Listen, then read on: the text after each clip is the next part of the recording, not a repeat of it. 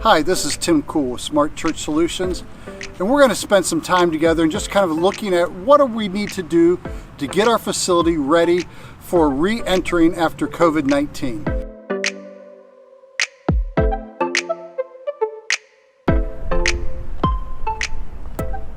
If your church is blessed to have multiple doors, such as this church here, one of the other things to consider is having people only use the furthest outside doors. It keeps people further apart from each other as they're coming in. You may also want to consider an in only and an out only.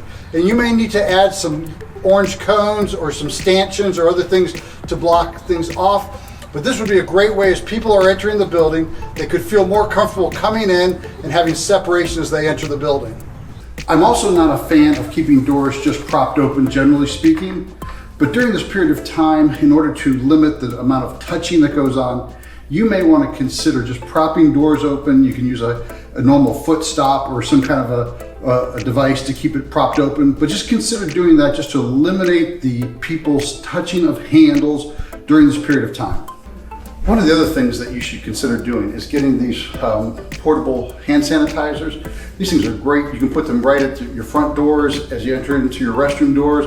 And if you can get them with the no touch, all the better.